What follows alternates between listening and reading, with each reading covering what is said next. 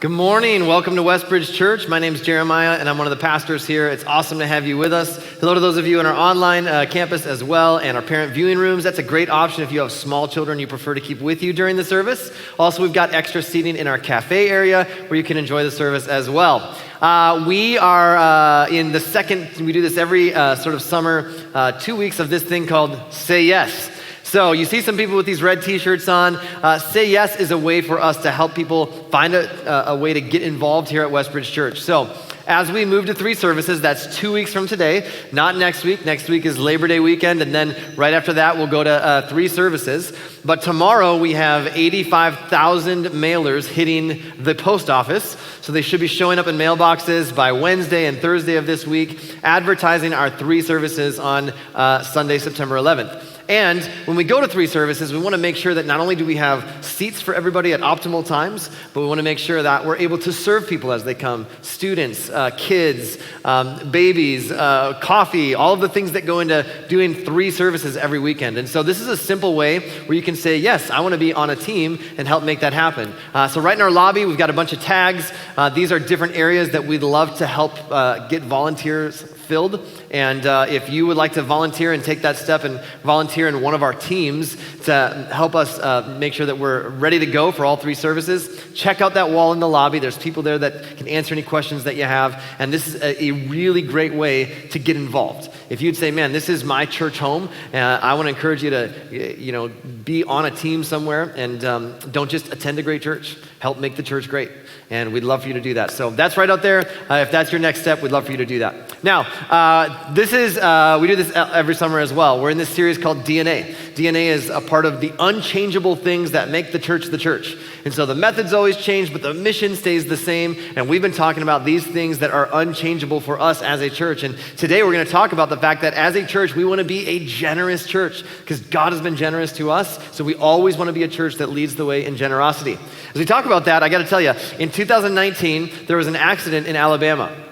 And the story kind of was a big story because an 18-wheeler went off the highway and spilled the contents of its cargo all over the highway. And guess what was in that truck? Chicken tenders. Just chicken tenders all over the highway. And you know what the crazy people in Alabama started to do? They got out of their cars on the highway and started snagging up boxes of chicken tenders, as many as they could. And you can imagine how many chicken tenders fit into an 18-wheeler. So they were all over the highway, and people were stopping on the highway to snag some, and it was creating such a problem, even into the next day, that the county sheriff department had to issue an alert, kind of like an Amber Alert. Here's what it said. The Cherokee County Sheriff's Office is asking that no one try to stop to get the chicken tenders that were spilled from the 18-wheeler accident last night on Highway 35. You are creating a traffic hazard. It's a crime to impede the flow of traffic. Those cases have been on the ground for over 24 hours and are unsafe to consume. Anyone who is caught could be facing charges. Isn't that amazing? And it's easy to hear that story and think, those crazy people in Alabama. But what if it wasn't chicken tenders? What if it was something else entirely spread out all over the highway? That's exactly what happened in 2009 in San Diego. There was a DEA agents were making a drug bust in a parking lot, and it led to a high-speed pursuit all over the highways around San Diego, and it ended when the suspects threw $17,000 in cash out of the car as they were driving, all over the highway in San Diego. Now, do you think that the sophisticated people of San Diego stayed in their cars and let the authorities handle it? Oh no! This is a live chase. There are news cameras in choppers following this thing, right? And you're watching it live on TV, and still there are people running out onto the highway, scooping up cash. They're gonna be on the news. And a lot of them even knew this, and so they were covering up their faces like this and running out onto the highway like, I know I'm gonna be on the news, but I'm getting me some of that cash, all right? Unbelievable, isn't it? Why would people do that? Why would people risk their lives? I'll tell you why. Because money is a powerful thing. Money is powerful. For thousands of years, it's caused people to do things they never thought they would do. For thousands of years, money has caused a whole lot of evil in our world. It's caused people to say things they would never say, do things they would never do. It's caused a lot of stress and problems. In fact, money has also, for thousands of years, brought a whole lot of joy. When money is used the right way, it can actually lead to a lot of hope and healing, as we've just seen. And I understand that whenever the church talks about money, there are some fears associated with it. Like, I'm sure you were thinking to yourself when you woke up this morning, like, maybe we'll go to church today and hopefully they'll talk about money. I'm sure that was just the first thought that crossed your mind. And some of the fears are associated with pressure. Like that one timeshare presentation that you went to when you're on vacation. And they're like, you're gonna get these free tickets to Disney, just come to our 10-minute timeshare presentation that turned into like 2 hours and they locked the doors and put the pressure on. This is not that, all right? Nobody's locking any doors. That's not what this is. In fact, when we teach on money, we never want to teach on money from a place of pressure or a place of unhealth as a church. So I want you to know we're healthy as a church. We've worked really hard to manage the finances in a way that we have margin so that we can teach on this from a place of health. The church is not on the verge of closing its doors. I don't need a new private jet or anything like that, all right? The old one works fine. We're good there. The church is healthy. We want to teach on this from a position of health so that we never have to approach it with pressure. That's really important. Another fear when it comes to this topic is shame. Like you might be thinking, okay, God just wants to rub your face in the fact like, okay, well, maybe I've never given to a church before, or I know I could do more and the church is just going to shame me. I want you to know that's not how God operates, and that's not how we operate. In fact, I want you to know God is way more concerned with your future than he is with your past, and so are we. Another fear around this is failure. Well, I set some goals for myself and for my finances 10 years ago, and these are kind of the goals that I had, and I just haven't reached those. I thought I'd be a little further along by now, and it's just some things have happened that I didn't expect. And you haven't managed finances well or planned well, or just some things came out of the blue that you weren't expecting, and it's caused your financial picture to be less than what you had hoped. And I just want you to know, here's what I would say to you. Welcome to the club of imperfect people. The person next to you is messed up in somewhere in their life as well. We're all in process. All of us are doing our best. And the goal with this is not to give guilt or pressure or shame or rub your nose in any failure. The goal is to say, okay, what does Jesus teach on this topic of generosity? And then whatever you decide to do with that is between you and God. Our role is to simply teach what the scriptures teach, give you what Jesus says on this topic, and let you do what you want with that. And so today, we're going to look at what Jesus has to say about money and generosity. And what you need to know is generosity actually cultivates happiness. In Acts chapter 20, Acts is called the Acts of the Apostles. And it's written by a guy named Luke. It's kind of autobiographical. He's with the apostles, and he's writing down the acts of what they've done. And in chapter 20, the Apostle Paul is actually leaving, and he's saying goodbye to some of his friends that he knows he'll never see again in this life. And it's a pretty emotional narrative. And as he's saying goodbye to them, he reminds them that he has lived his life generously. And he's not bragging, he's just reminding them this is the best way to live. And here's what he says in Acts chapter 20, verse 35. He says, "You should remember the words of the Lord Jesus. It is more blessed to give than to receive." Well, what does that mean? Well, the word blessed actually means happy. And we've talked about this before, but happiness is actually the byproduct of living your life in a certain way.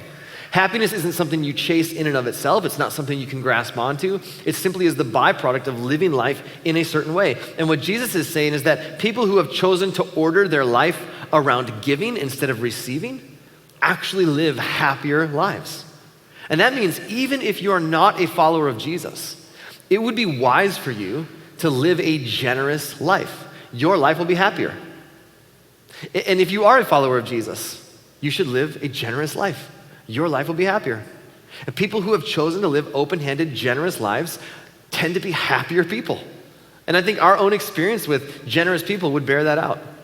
Now, as we jump into this, there are some teachings floating around different church circles about money that are a little bit skewed. And I'm going to talk about 3 of these beliefs, and then we're going to talk about where we land on this and why that matters and what Jesus actually teaches. And one idea is that God wants you to prosper.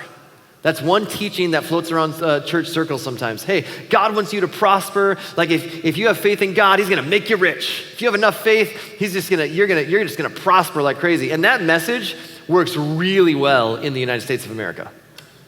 It doesn't work very well in Haiti. It doesn't work very well in other parts of the world.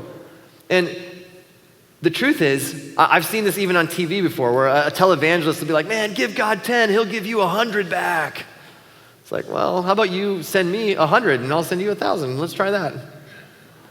And it's one of these things that gets very, very skewed, and you don't find it anywhere in the teachings of Jesus. This idea that if you have enough faith, somehow if you give to God, God's going to give to you. That isn't why we give back to God. And what happens is this really is a teaching that gets viewed through the cultural lens of materialism, and it gives us a kind of a twisted and extreme view of how God blesses our lives. And so this prosperity teaching is actually driven by greed. At the end of the day, it's really driven by, okay, God, if I give a certain amount to you, then you're obligated to bless my life somehow.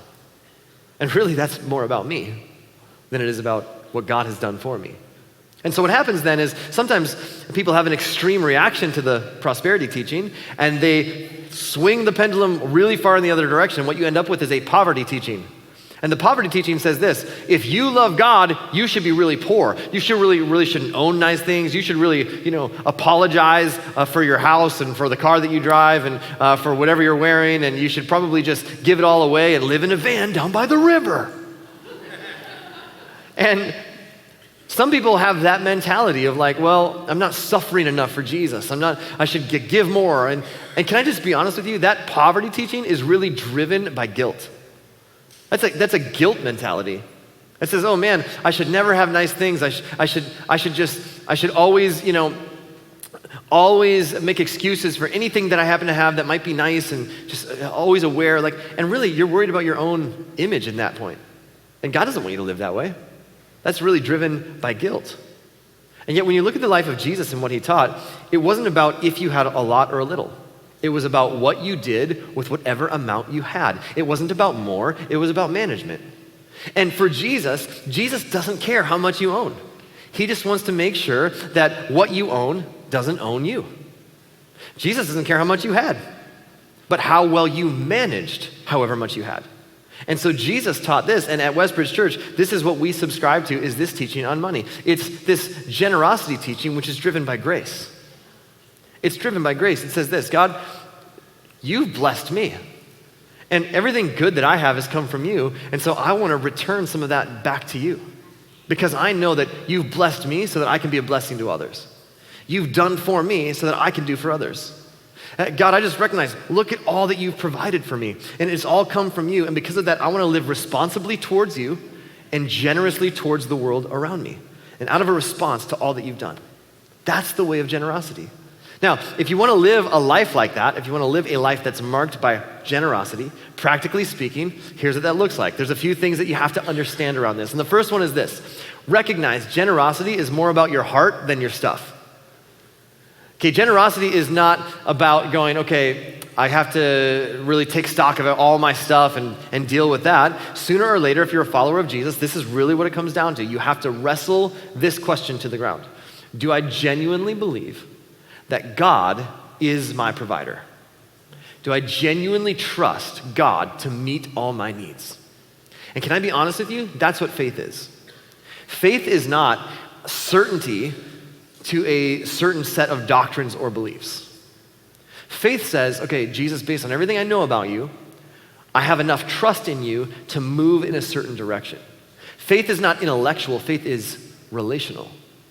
Trust in someone enough that you're willing to move in a certain direction based on what you know about that person. That's trust, that's faith. And sooner or later, as a follower of Jesus, every person who claims to follow Jesus has to wrestle with this question. Okay, do I ultimately trust God to provide all my needs? And Jesus actually taught on this a lot. Probably never more clearly than in his longest recorded message. It's found in Matthew chapters 5-7, and it's called the Sermon on the Mount. And the reason it's referred to as that is because Jesus gave a sermon on a mountain. So I think it's really creatively named. So it's called the Sermon on the Mount, and here's what we find. Jesus does this teaching on money. He says this: don't store up treasures here on earth, where moths eat them and rust destroys them and where thieves break in and steal. Jesus says you can do that. You can build a lot of worldly wealth, but it's temporary. Instead, he says, store your treasures in heaven where moths and rust cannot destroy and thieves do not break in and steal. Wherever your treasure is, there the desires of your heart will also be. Wherever your treasure is, there the desires of your heart will also be. Jesus isn't interested in having your stuff. He wants to make sure your stuff doesn't have you. Jesus is interested in having your heart. But Jesus knows when you trust him with your stuff, your heart follows. That's why when anybody talks about money, we get emotional, because our heart follows our stuff. Jesus says wherever you invest, suddenly you're attached to that. Your heart becomes attached to that. You're emotionally invested. And so if you want your heart to be emotionally invested in God's kingdom, then you invest your financial resources in God's kingdom. And Jesus knew this, and that's why he spent so much time talking about money, because he knew if he can get a hold of our resources and change how we view money, he can get a hold of our hearts. And here's the truth about this topic. There is not a pastor in America who likes talking about this. It's like, man, I cannot wait to talk to people about money. They just always respond so well. But as I was thinking about this week, I'm gonna be honest with you, I actually was starting to get excited about this talk. And here's why. I realized how much spiritual growth is tied to this area of our life. In fact, you see there's one simple belief and one simple practice that can absolutely revolutionize your financial life and your spiritual life at the same time. I'm thrilled that we get to talk about this from a place of health and not from a place of pressure or guilt or manipulation. But if you can learn this one principle, this will change not only your financial life, but your spiritual life at the same time. It's this: acknowledge God's ownership. God's the owner. And when we can approach our faith from that standpoint and recognize and view our finances through the lens of like, God, you're the owner and I'm the manager, it changes everything. See, generosity doesn't just mean I give something once in a while when I experience an emotional pitch, when I see a video and some guys on a bike and they raise some money and I give every once in a while. Generosity doesn't mean I give when I feel a little guilty. Generous people don't respond to emotion and guilt. They've just simply determined, I'm gonna be generous all the time. I'm just gonna live that way. And the reason they can do that is because they recognize they don't own it. It doesn't belong to them. In fact, Jesus told a story to help illustrate this. It's a fascinating story. We find it in Luke chapter 12. He says, beware, guard against every kind of greed. Life is not measured by how much you own. That's a great message for the United States of America for today. Life is not measured by what you own. Then he told them a story. This is just to make his point. He says, a rich man had a fertile farm that produced fine crops. And he said to himself, what should I do?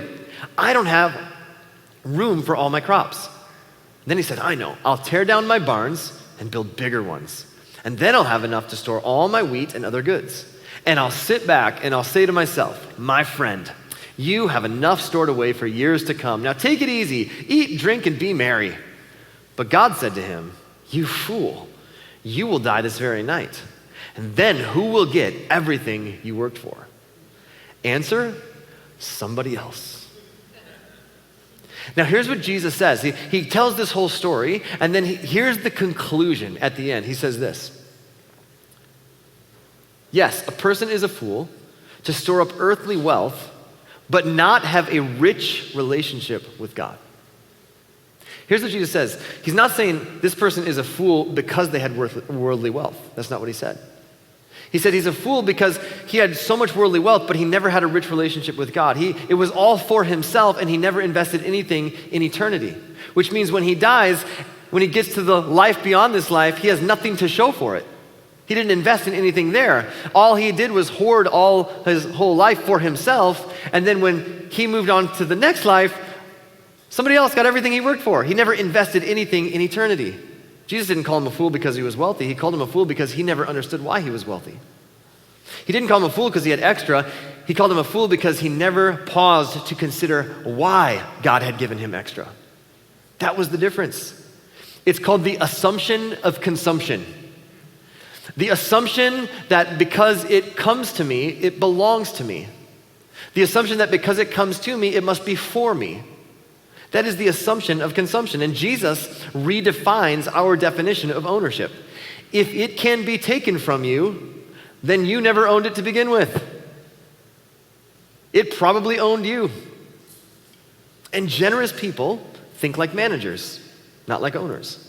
And they recognize that just because it comes to me doesn't mean that it's for me. Rather, I'm responsible to manage it and to leverage it for the good of God's kingdom.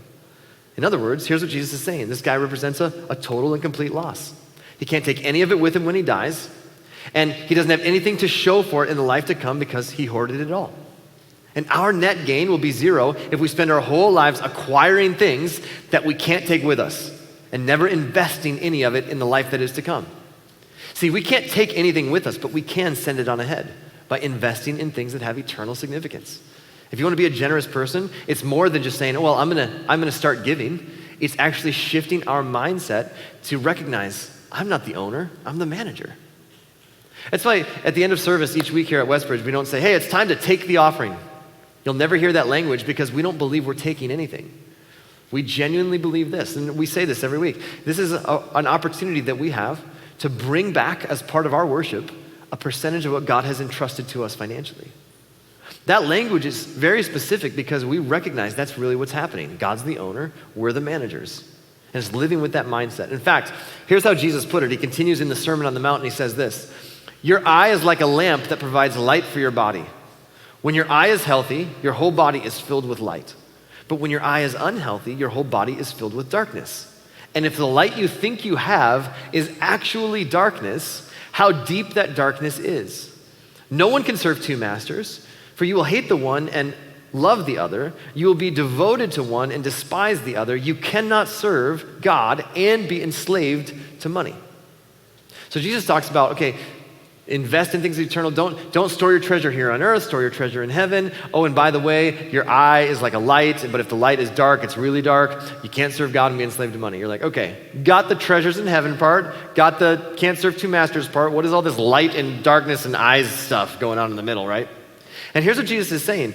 He's saying this, in the context of money and stuff, if the thing that you think is bringing you freedom is actually enslaving you, then you're enslaved and you don't even realize it.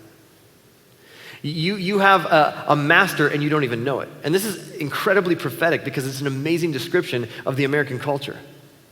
As long as you view yourself as the owner of your stuff, then your stuff will always own you.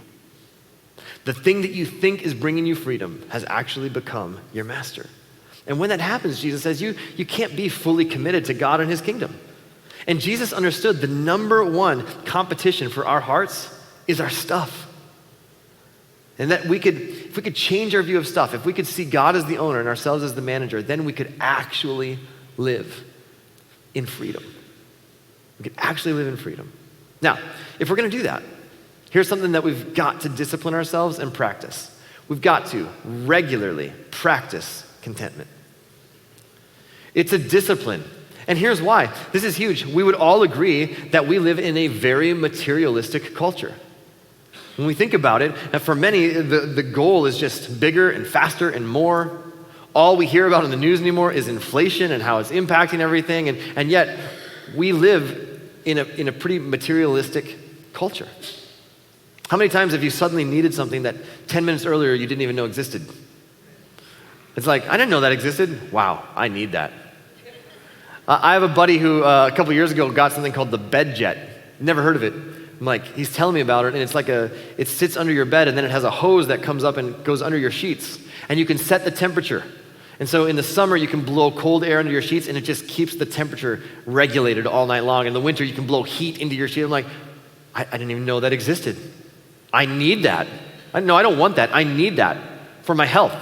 It's for my health. And it's amazing how we can justify things in our minds, isn't it?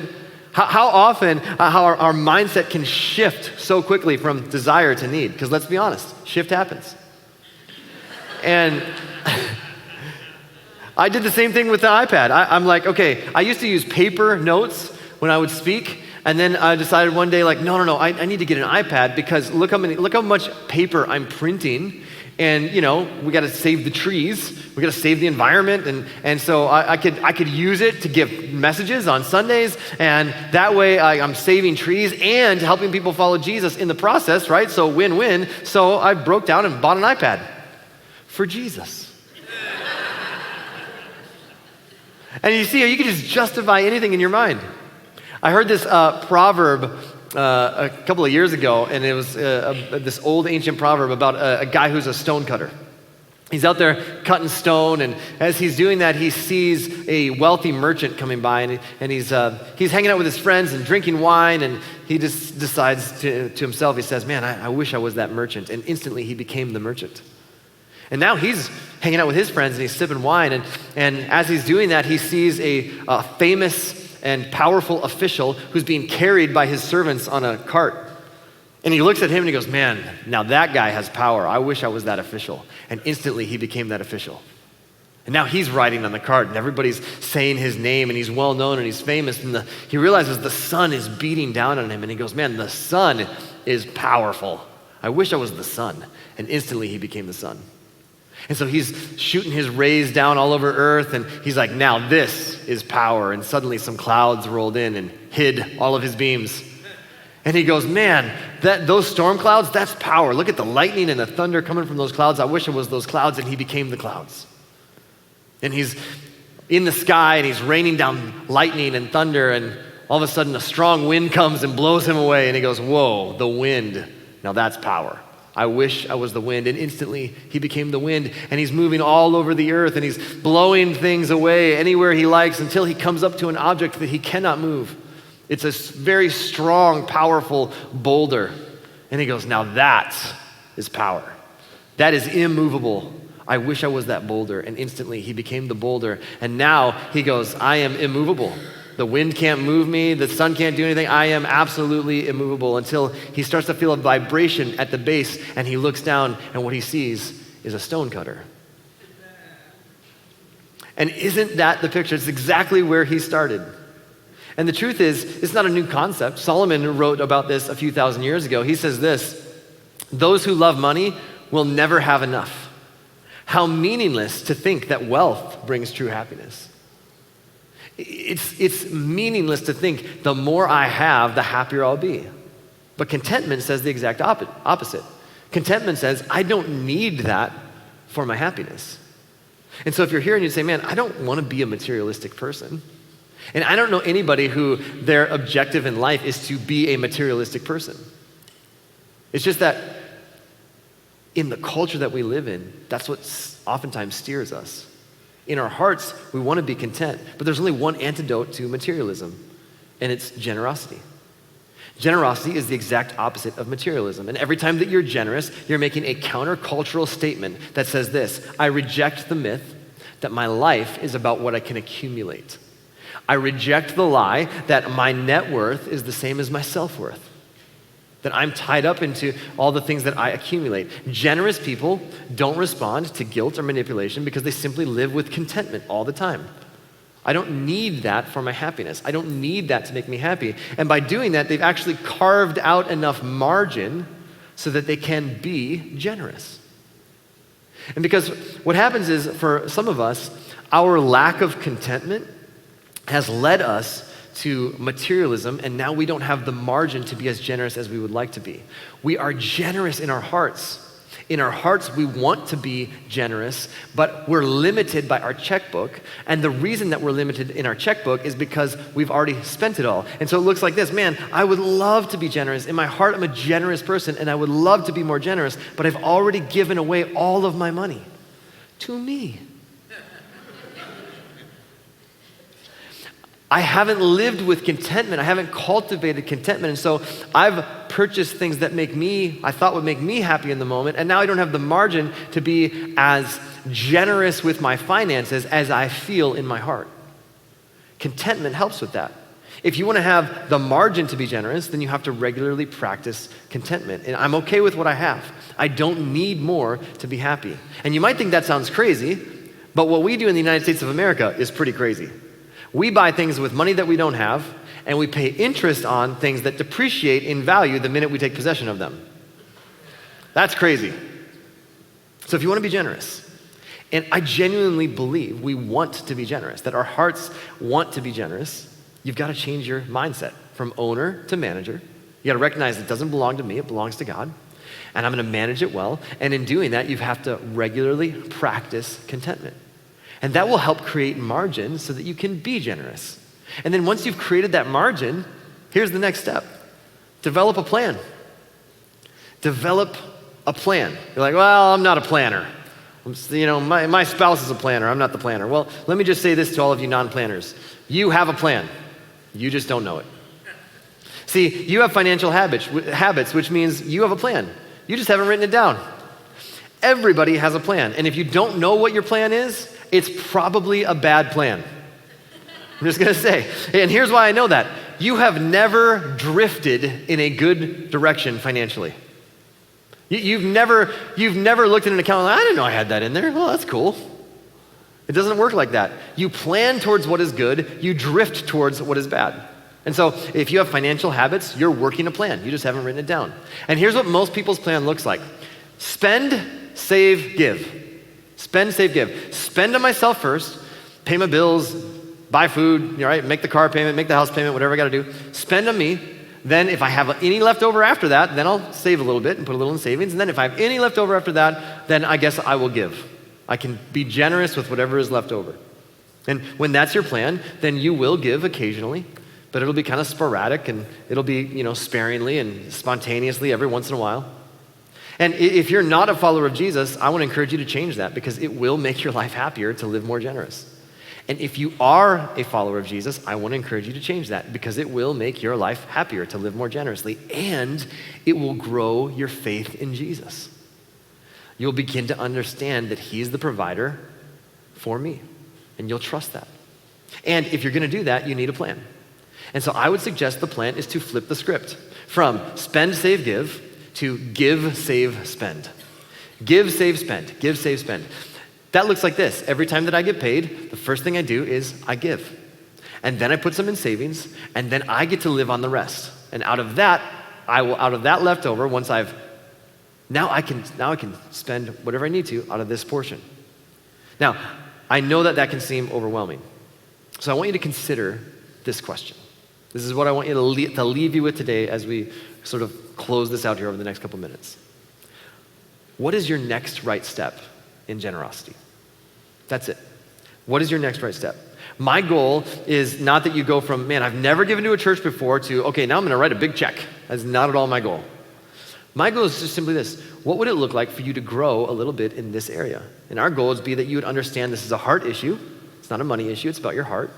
And that you would take one step towards all that God has for you through generosity. That's it. Just one simple step. So here's what this looks like. Would you consider being a first-time giver?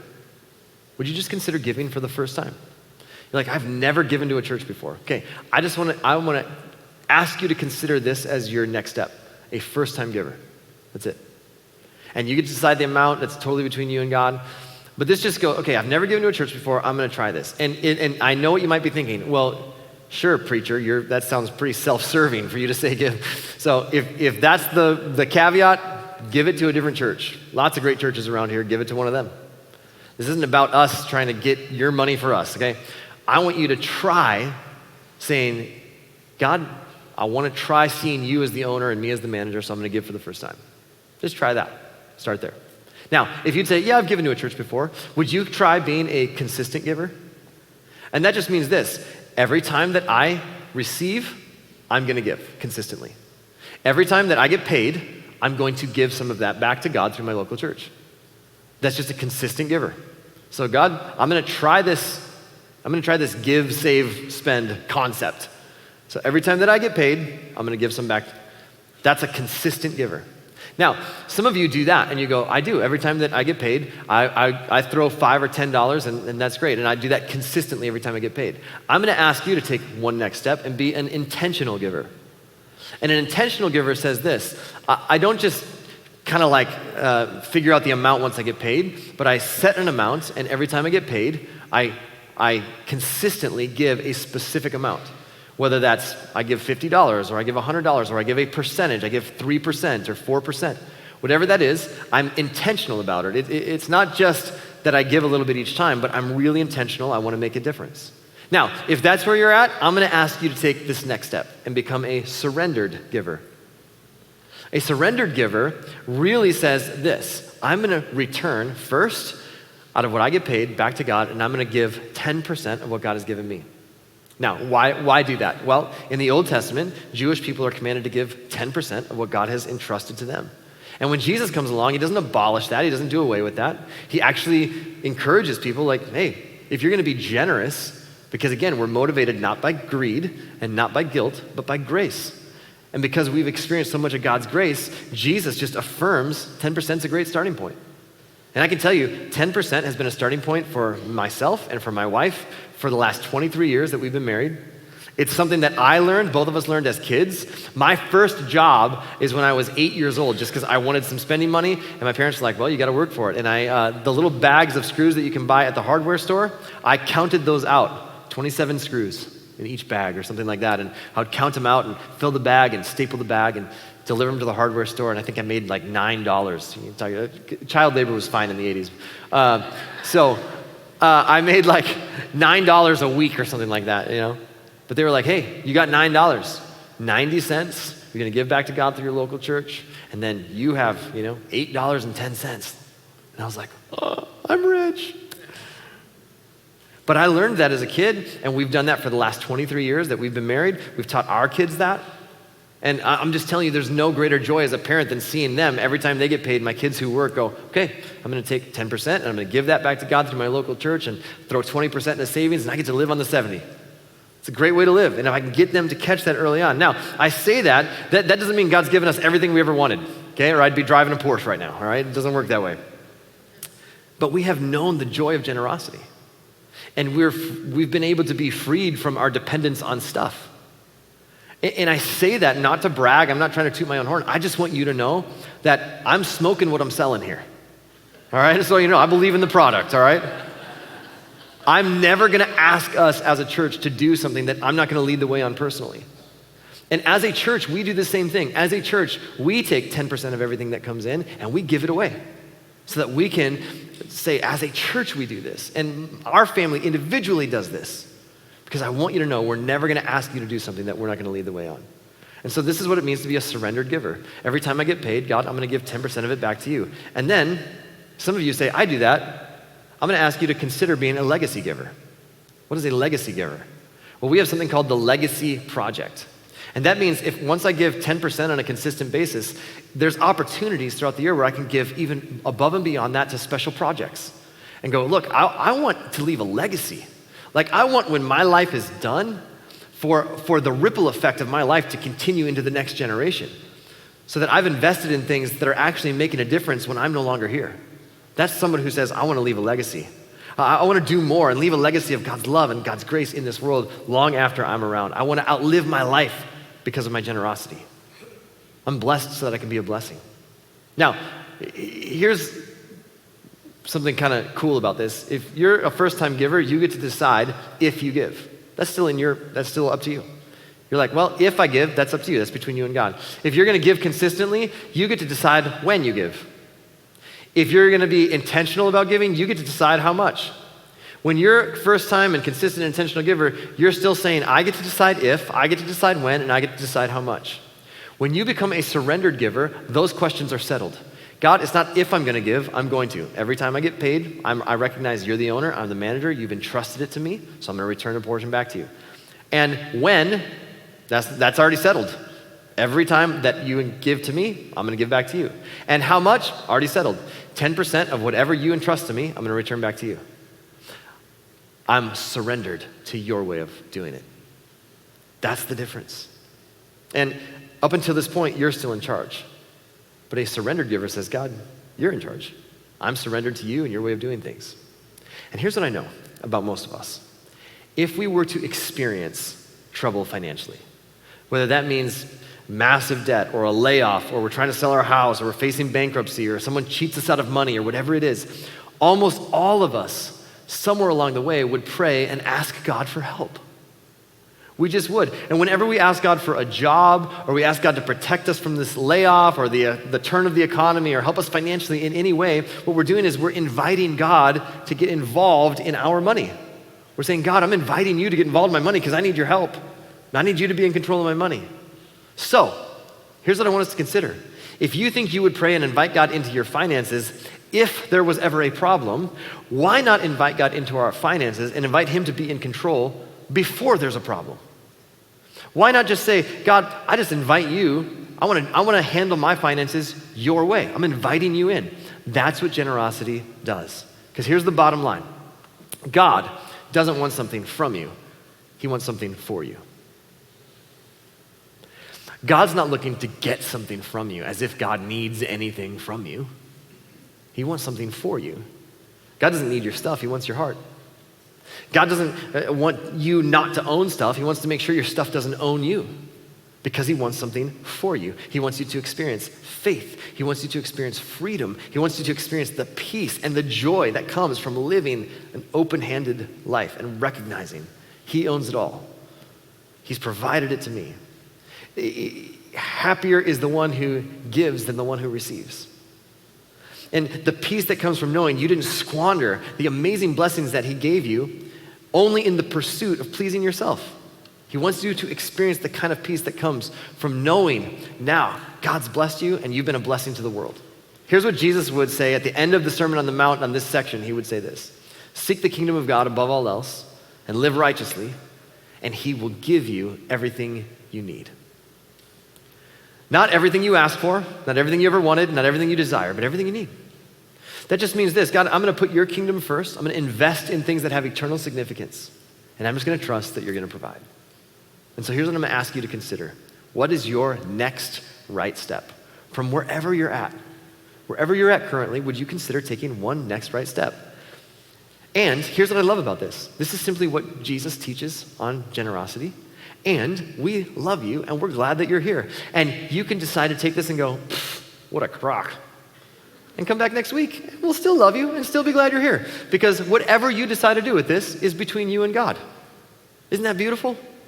Our role is simply to teach, here's what Jesus teaches on this topic, and then let you decide between you and God how you want to respond. Would you consider being a first-time giver, if that's your next step? Would you consider being a consistent giver, if that's your next step? For some of you, intentional giver. Some of you are saying, I'm ready to be a surrendered giver. Some of you say, I've done that, now I want to be a legacy giver. Wherever you find yourself, just say, God, help me take one next right step. And here's what I love about this. The reason we can do this is because God is a God of generosity. He's been so generous to us. God so loved the world that he gave. He gave his one and only son. You've been invited to be a part of God's family because we have a God who is generous toward us. And if you've never said yes to the invitation to be a part of God's family, it is because of what God has done. It's not because of anything you can do to earn your way in. And if you'd like to say yes to be a part of God's family, whether you're online or in person, just agree with this simple prayer as we close. God, please forgive my sins. Forgive me for those times I know I've walked away from you or rejected you, but you've never walked away from me. And I want to say yes to your invitation to be a part of your family. Make me your son, make me your daughter, and help me to do my best to put my trust in you, to follow your way of living life as best as I know how. And God, I pray for every one of us who are following you. May we recognize you're the owner of it all, and you entrust it to us, and may we see our stuff not as owners, but as managers. And may we practice contentment, the kind of contentment that gives us the margin to live as generously with our checkbooks as we feel in our hearts. Because of your generosity toward us, may we be a group of people who live generously to the world around us, recognizing it is more blessed to give than to receive. We love you. We pray this in your name. Amen.